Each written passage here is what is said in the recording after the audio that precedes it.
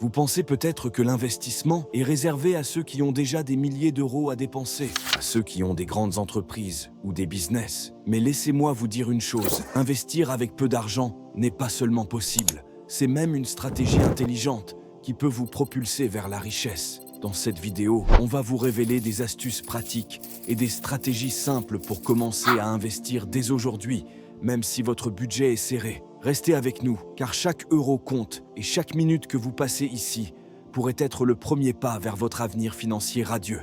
Le sujet d'aujourd'hui est « Comment investir avec peu d'argent ?» Je sais que beaucoup d'entre vous pensent que l'investissement est réservé aux riches ou à ceux qui ont déjà un capital important. Mais détrompez-vous, il est tout à fait possible de commencer à investir, même avec un budget limité.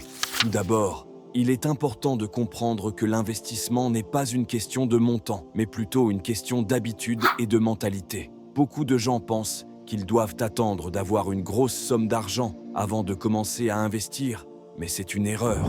En réalité, commencer tôt, même avec de petites sommes, peut faire une énorme différence sur le long terme, grâce à la magie des intérêts composés. Prenons l'exemple de Sarah et Thomas, deux amis de 25 ans. Sarah décide de commencer à investir 50 € par mois, tandis que Thomas préfère attendre d'avoir plus d'argent. En supposant un rendement annuel moyen de 7% à 65 ans, Sarah aura accumulé plus de 120 000 €, alors qu'elle n'aura investi que 24 000 € de son propre argent. Thomas, quant à lui, s'il commence à investir à 35 ans avec 100 € par mois, n'aura accumulé que 110 000 € à 65 ans, malgré un investissement personnel plus important de 36 000 €. Cet exemple montre clairement l'importance de commencer tôt, même avec de petites sommes. Maintenant que nous avons compris l'importance de commencer tôt, voyons les différentes stratégies que vous pouvez mettre en place pour investir avec peu d'argent. La première stratégie, et probablement la plus importante, est l'investissement régulier, ou ce qu'on appelle le dollar cost averaging en anglais. L'idée est simple. Au lieu d'essayer d'économiser une grosse somme pour investir d'un coup, vous investissez régulièrement de petites sommes, par exemple 50 € par mois. Cette approche présente plusieurs avantages. Tout d'abord, elle vous permet de commencer à investir immédiatement, sans attendre d'avoir accumulé un gros capital. Ensuite, elle vous aide à développer une discipline d'investissement, en transformant l'investissement en une habitude régulière. Enfin, elle vous protège contre les fluctuations du marché, en vous permettant d'acheter à différents prix au fil du temps, réduisant ainsi le risque d'investir toute votre somme au mauvais moment. Pour mettre en place cette stratégie, commencez par déterminer un montant que vous pouvez investir chaque mois sans mettre en péril votre budget. Même si ce n'est que 20 ou 30 €, c'est un excellent début. Ensuite, automatisez ce processus en mettant en place un virement automatique de votre compte courant vers votre compte d'investissement chaque mois, juste après avoir reçu votre salaire. De cette façon, vous vous assurez d'investir avant de dépenser, ce qui est une excellente habitude financière. La deuxième stratégie pour investir avec peu d'argent est d'utiliser des plateformes d'investissement en ligne ou des applications qui permettent d'investir de petites sommes. Ces dernières années, de nombreuses plateformes ont vu le jour, rendant l'investissement plus accessible que jamais. Par exemple, certaines applications vous permettent d'investir vos arrondis d'achat. Le principe est simple. Chaque fois que vous faites un achat, l'application arrondit le montant à l'euro supérieur et investit la différence. Ainsi, si vous achetez un café à 2,50 €, l'application prélèvera 3 € sur votre compte et investira automatiquement les 50 centimes restants. C'est une excellente façon de commencer à investir, sans même vous en rendre compte. D'autres plateformes vous permettent d'acheter des fractions d'actions, ce qui est particulièrement intéressant si vous voulez investir dans des entreprises dont le cours de l'action est élevé. Par exemple, si vous voulez investir dans une entreprise comme Amazon, dont l'action coûte plus de 3 000 $, vous pouvez acheter une fraction d'action pour seulement quelques euros. Cela vous permet de diversifier votre portefeuille, même avec un petit budget. La troisième stratégie pour investir avec peu d'argent est de se tourner vers les fonds indiciels, ou les ETF, Exchange Traded Funds. Ces produits financiers vous permettent d'investir dans un panier d'actions ou d'obligations, offrant ainsi une diversification instantanée, même avec un petit montant. Par exemple, au lieu d'essayer d'acheter des actions individuelles de plusieurs entreprises, ce qui pourrait être coûteux, vous pouvez investir dans un ETF qui suit un indice boursier comme le S&P 500. Ainsi, avec un seul investissement, vous êtes exposé aux 500 plus grandes entreprises américaines. De plus, les frais de gestion de ces fonds sont généralement très bas, ce qui est crucial lorsqu'on investit de petites sommes. Prenons l'exemple de Marie, une étudiante qui a décidé de commencer à investir avec 50 € par mois. Au lieu d'essayer d'acheter des actions individuelles, elle a choisi d'investir dans un ETF qui suit l'indice mondial MSCI World. Cela lui permet d'être exposé à plus de 1600 entreprises dans 23 pays développés, offrant une diversification qu'elle n'aurait jamais pu atteindre en achetant des actions individuelles avec son petit budget. La quatrième stratégie pour investir avec peu d'argent est de profiter des avantages fiscaux offerts par certains produits d'épargne. Dans de nombreux pays, il existe des comptes d'épargne ou d'investissement qui offrent des avantages fiscaux, comme le plan d'épargne en actions, le PEA, en France, ou le compte d'épargne libre d'impôt au Canada. Ces comptes vous permettent souvent d'investir de petites sommes, tout en bénéficiant d'une fiscalité avantageuse, ce qui peut faire une grande différence sur le long terme. Par exemple, en France, le PEA vous permet d'investir jusqu'à 150 000 € dans des actions européennes ou des fonds éligibles, avec une exonération d'impôt sur les plus-values après 5 ans de détention, hors prélèvements sociaux. Même si vous ne pouvez investir que 50 € par mois, utiliser un PEA peut vous faire économiser beaucoup d'impôts sur le long terme. La cinquième stratégie pour investir avec peu d'argent est de considérer l'investissement dans des obligations ou des bons du trésor. Bien que les rendements soient généralement plus faibles que ceux des actions, ces investissements sont souvent considérés comme plus sûrs et peuvent être un bon point de départ pour les investisseurs débutants. Certains pays proposent des obligations d'État qui peuvent être achetées pour de petits montants, parfois aussi bas que 25 ou 50 €. Par exemple, aux États-Unis, vous pouvez acheter des obligations d'épargne du Trésor américain pour aussi peu que 25 $. Ces obligations sont garanties par le gouvernement américain et offrent un taux d'intérêt fixe pendant une période déterminée. Bien que le rendement ne soit pas aussi élevé que celui des actions, c'est une excellente façon de commencer à investir avec peu de risques. La sixième stratégie pour investir avec peu d'argent est de considérer l'investissement dans votre propre éducation financière. Bien que ce ne soit pas un investissement traditionnel, investir dans vos connaissances et vos compétences financières peut avoir un rendement incroyable sur le long terme. Cela peut inclure l'achat de livres sur l'investissement, l'inscription à des cours en ligne ou même la participation à des séminaires financiers. Prenons l'exemple de Lucas, qui a décidé d'investir 20 € par mois dans des livres sur l'investissement et la gestion financière. Au bout d'un an, il avait acquis suffisamment de connaissances pour optimiser son budget, réduire ses dépenses inutiles et commencer à investir de manière plus efficace.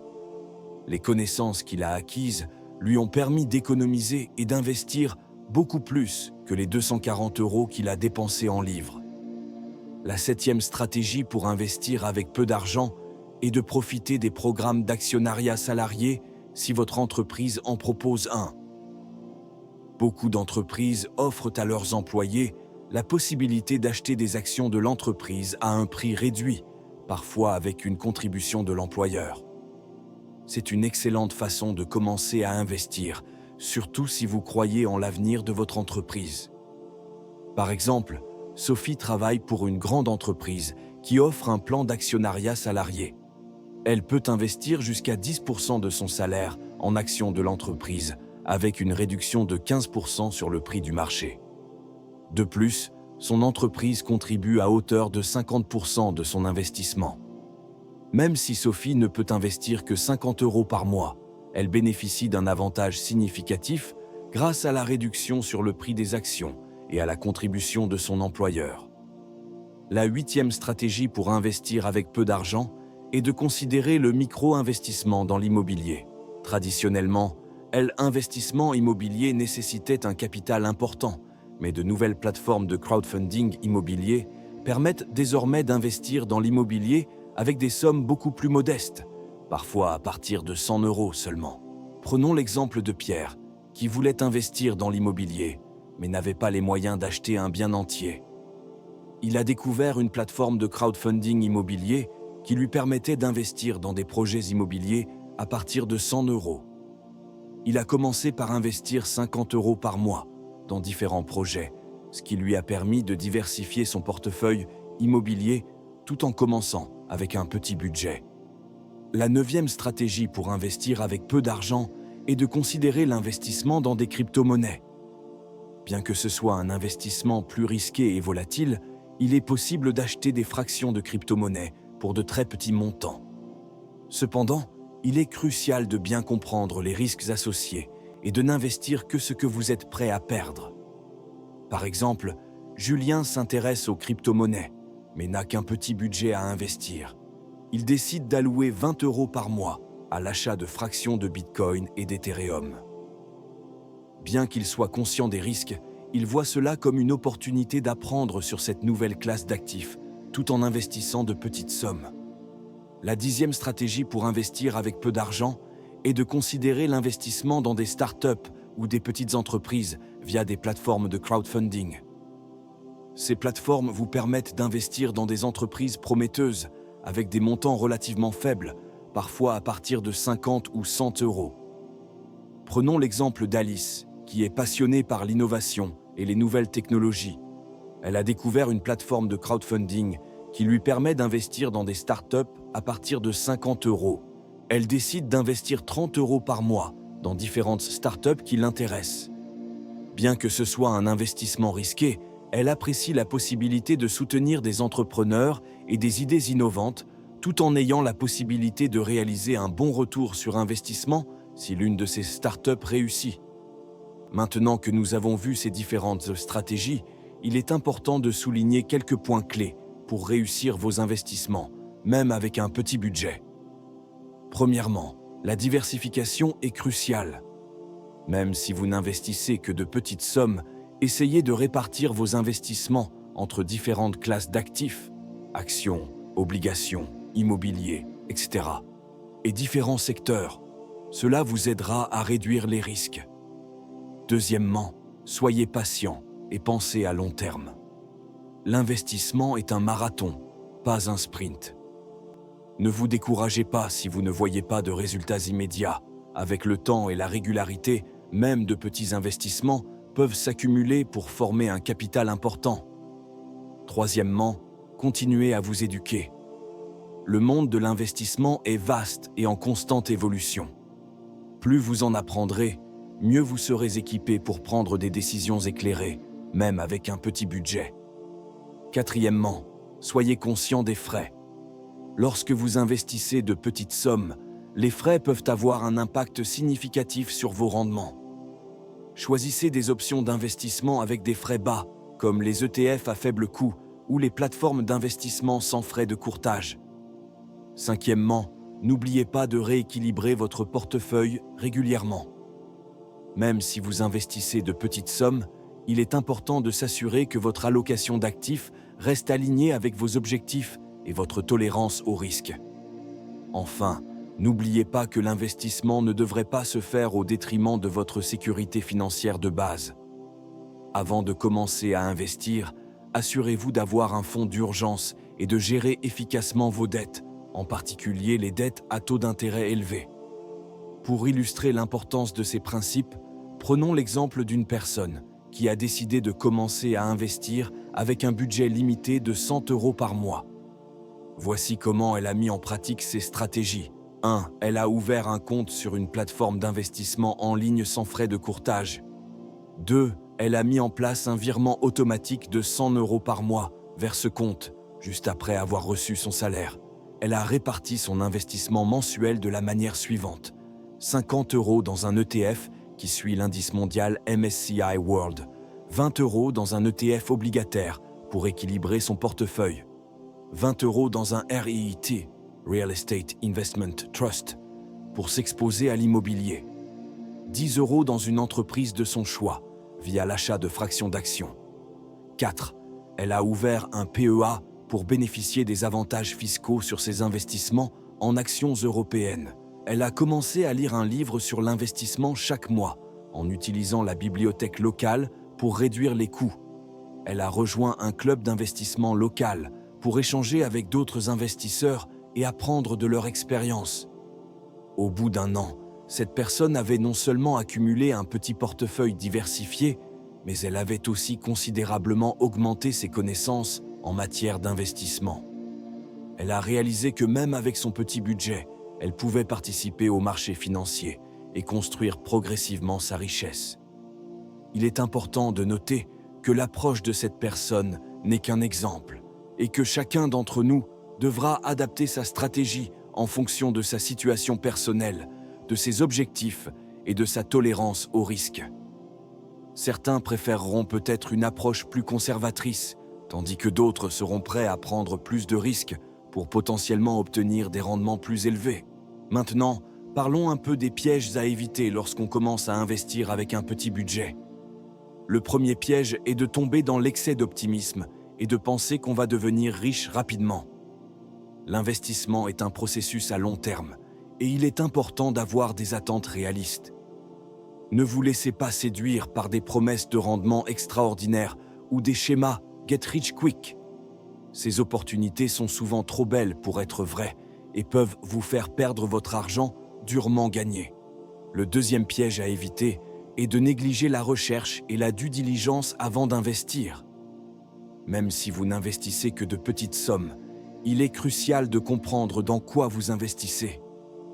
Prenez le temps de rechercher les entreprises, les fonds ou les projets dans lesquels vous envisagez d'investir. Lisez les rapports annuels, les prospectus et assurez-vous de comprendre le modèle économique et les risques associés. Le troisième piège est de succomber à l'émotion et de prendre des décisions impulsives basées sur la peur ou l'avidité.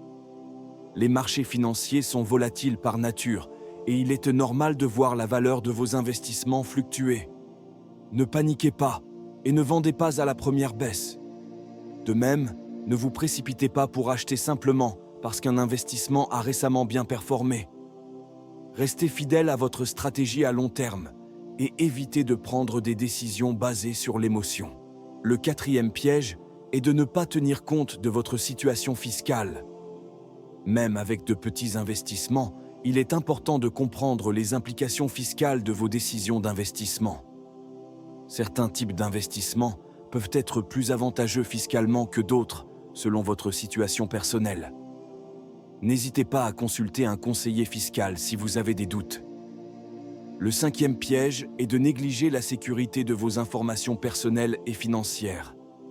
Lorsque vous investissez en ligne, assurez-vous d'utiliser des plateformes sécurisées et de protéger vos comptes avec des mots de passe forts et l'authentification à 2 facteurs. Méfiez-vous des escroqueries et des offres d'investissement non sollicitées. Maintenant, parlons un peu de la psychologie de l'investissement, qui est particulièrement importante lorsqu'on commence avec un petit budget. Il peut être frustrant de voir son portefeuille croître lentement, surtout au début.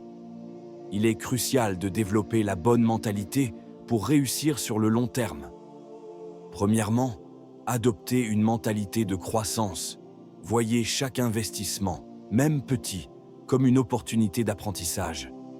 Chaque décision que vous prenez, chaque recherche que vous faites, chaque fluctuation du marché que vous observez est une chance d'en apprendre davantage sur l'investissement et les marchés financiers. Deuxièmement, célébrez les petites victoires. Lorsque vous commencez avec un petit budget, chaque étape compte. Célébrez le fait d'avoir investi régulièrement, pendant 1 mois, puis 3 mois, puis 1 an. Réjouissez-vous lorsque vous voyez vos premiers dividendes, même s'ils ne sont que de quelques centimes. Ces petites victoires vous motiveront à continuer sur le long terme. Troisièmement, développez la patience. L'investissement est un jeu à long terme et les résultats significatifs prennent du temps à se matérialiser. Ne vous découragez pas si vous ne voyez pas de croissance spectaculaire immédiatement. Rappelez-vous que même les plus grands investisseurs ont commencé petits et ont construit leur fortune progressivement au fil du temps. Quatrièmement, adoptez une mentalité d'abondance plutôt qu'une mentalité de rareté. Ne vous focalisez pas sur le fait que vous n'avez que 50 ou 100 euros à investir chaque mois. Au contraire, concentrez-vous sur le fait que vous êtes en train de prendre des mesures positives pour votre avenir financier. Chaque euro investi est un pas dans la bonne direction. Cinquièmement, n'ayez pas peur de demander de l'aide ou des conseils. Rejoignez des communautés d'investisseurs en ligne, participez à des forums de discussion ou trouvez un mentor. Il y a beaucoup de gens qui sont passés par là où vous êtes et qui seront heureux de partager leur expérience et leurs conseils. Maintenant, parlons un peu de la façon dont vous pouvez augmenter progressivement votre budget d'investissement au fil du temps. Commencer avec un petit budget est excellent, mais l'objectif devrait être d'augmenter ce budget au fur et à mesure que votre situation financière s'améliore. Une stratégie efficace est d'augmenter votre investissement chaque fois que vous recevez une augmentation de salaire ou un bonus. Par exemple, si vous recevez une augmentation de 3%, vous pourriez décider d'augmenter votre investissement mensuel de 1% et garder les 2% restants pour améliorer votre qualité de vie. De cette façon, vous augmentez progressivement votre épargne sans avoir l'impression de vous priver. Une autre approche est de chercher des moyens d'augmenter vos revenus spécifiquement pour investir davantage.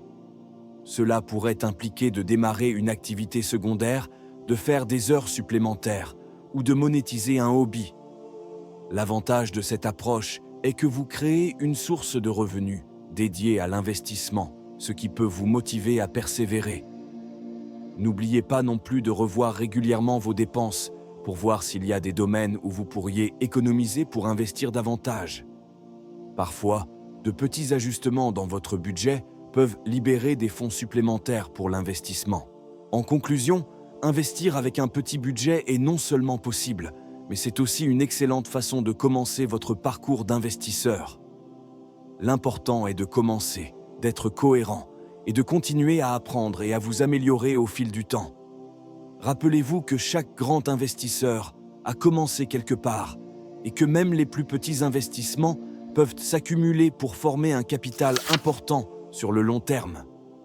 N'oubliez pas que l'investissement comporte des risques et qu'il est important de faire vos propres recherches et de consulter des professionnels financiers si nécessaire avant de prendre des décisions d'investissement. Mais avec de la patience, de la discipline et une approche réfléchie, vous pouvez commencer à construire votre richesse, même avec un petit budget.